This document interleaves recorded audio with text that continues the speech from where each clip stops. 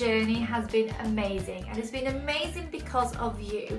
Because you've shared with me along the way some of the great things that you've been doing and some of the things that have been working really well for you and your child. So well done.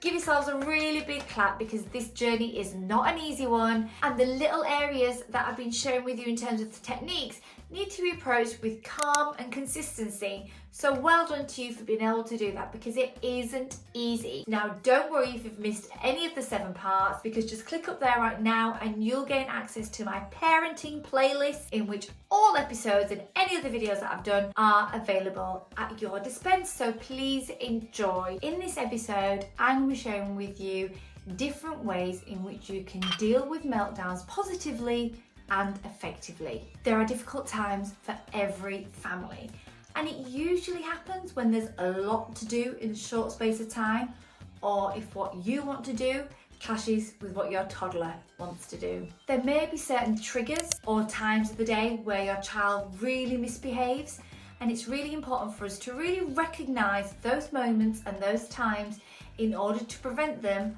or prepare ourselves for them to happen. The morning rush. Gosh, it is the busiest time of the day, especially if you have multiple children and you all need to get yourselves up, showered, dressed, breakfast and out of the door by a certain time. But a few things you can do in order to prevent any tantrums or any misbehaviours or any delays to your routine. Prepare the night before. Get all your clothes laid out for yourself, for your kids, hang them up, organise them, get all your lunches, everything you can do the night before, do it. This will ease a bit of time for you in the morning in order to deal with all those other little things that might happen and might occur spontaneously. Get your kids to be a little bit independent and get them to do a few things themselves. So our girls will now start getting their bowl out and their spoon and the milk, and then I'll grab the cereal. And we're also encouraging them to start dressing themselves. And they enjoy that independence, so what I have to do is I need to allow a bit of extra time in the morning. So I will set my alarm 15 minutes earlier than we actually need to be leaving the house. So that actually is giving me a buffer for any of those independent moments that my kids might want to do themselves, and I've allowed that time for those to occur without reading too much into being late for wherever we need to go. If you feel like there's just no time for yourself in the morning, then just get up a little bit earlier than your kids. Now I know this is easier said than done. If you can just pull yourself away for 5 minutes, just to have a hot drink and prepare yourself for the day, that could help your mindset for the morning rush. Now when we go shopping, this can be a very tricky time for our toddler or a child of any age. Sometimes when we get to the checkout, tantrums possibly occur because they might want something that is very perfectly displayed at the tills. So a few things you can do in order to minimize a tantrum: try and find something else that interests your child before you get to the checkout. I sometimes sing. Sometimes we then distract them with jobs so they can get out of the trolley and actually help put things on the conveyor belt, so they've got that independence as well and they feel like they're helped. Another thing is possibly plan something nice to do after shopping. Having something nice to look forward to afterwards could be nice for you and your child. Play date. We might think that play dates are very successful and we really enjoy setting them up because it'll give us a break, and actually sometimes play dates can be a little bit more hassle than we realise, simply because a lot of arguments and tantrums and upset can occur when it comes to sharing and toys. What you can do in order to prevent that from happening is, if you know someone's coming over to your house, put some of your child's favourite toys away, things that are really special to them. Put them away somewhere safely, so that'll prevent any meltdowns if the other person wants to play with them. And if it's unavoidable and a meltdown does occur, then don't deal with it there and then. Take your child to one side, to a quiet room, and talk to them. The last thing they need for their confidence and their self-esteem is for you to discuss their behaviour in front of other people.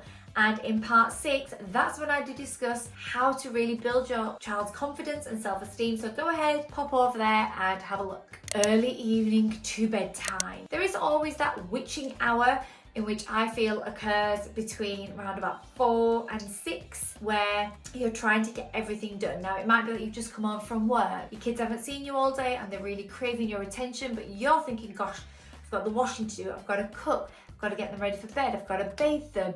It's a very busy time, early evening to bedtime, but if you can just set aside a bit of time for your child as soon as you get in to play with them, then they won't be craving that attention when it comes to you needing to do those jobs. So come in from work, set aside 5 or 10 minutes, and then they'll be a little bit more likely to let you get on with the jobs when you need to. Another moment where meltdowns occur is when it is time for bedtime. Something you can do to prevent that and prepare your child for bedtime is using a countdown system or have a really set bedtime routine. And make sure you're consistent with that as well, because what else could occur in terms of a meltdown is not sticking to that routine that makes them safe and secure in order for them to understand what's happening next and let them feel in control. Now, we all know there are certain times in the day in which trigger our child's behavior, but there are a few other things that you can do. First thing you can do is distract them. Now, distraction can be a really good diversion when it comes to misbehavior. If they're doing something or about to do something that you don't want them to do, distract them. Distract them with something else. Get their attention away from that moment, move their thoughts away, and you'll soon find that actually then their thoughts on where they were going move somewhere else, and their emotions and their feelings might change as well. Another thing you can do is using a timeout system. Now, I'm not saying corner of a room or a step or anything like that. I'm talking about actually having a moment with your child where they're taken away from the situation in which made them upset, angry, frustrated, and talk to them about it. Something that we've just started doing is using emotion cards. So my youngest has been really struggling with her emotions, really struggling to convey how she's feeling. So my youngest could go to the emotion chart, find on this chart how she's feeling, and then we'll talk about it. And having that image and the discussion sometimes can be enough in order to overcome that moment. Another thing you can do is to withdraw privileges. Now, your child might have a favourite book that they like to read on a bedtime. Take that away, read a different story. They might have a favourite programme they want to watch. For older kids, it might be a game that they play. It might be a jigsaw that they like to complete. So maybe you can just withdraw some privileges from your child in order for them to really understand the consequences to their actions and get them to really think about their behaviour.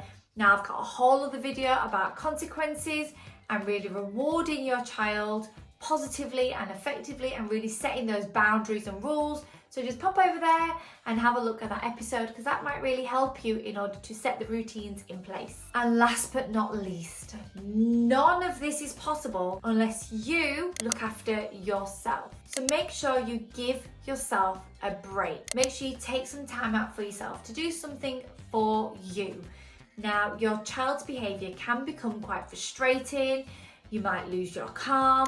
And so what you need to do is you need to be able to take yourself away from that situation as well and have a bit of time out for you. Whew, and there you have it. There are all 7 tips in which you can minimize your child's negative behavior and really enhance the positives. But parents, best of luck. This is a journey and it's not an easy one, but I really appreciate your time in watching this video. Please give us a thumbs up and a subscribe to my channel. And don't forget to show your support on social media. I am on Facebook, I am on Instagram, and I am on Twitter. So enjoy. And last but not least, any information that you need about my coaching, about my social media, about my website can be all found in the details below. So go ahead, go have a look and check it out. Oh, one quick note again before I go. Thank you and well done. Parents, you should be giving yourselves a massive round of applause. This isn't an easy journey. Parenting isn't easy. It doesn't come with a manual. I am so pleased that you've taken to these techniques so well. Keep going.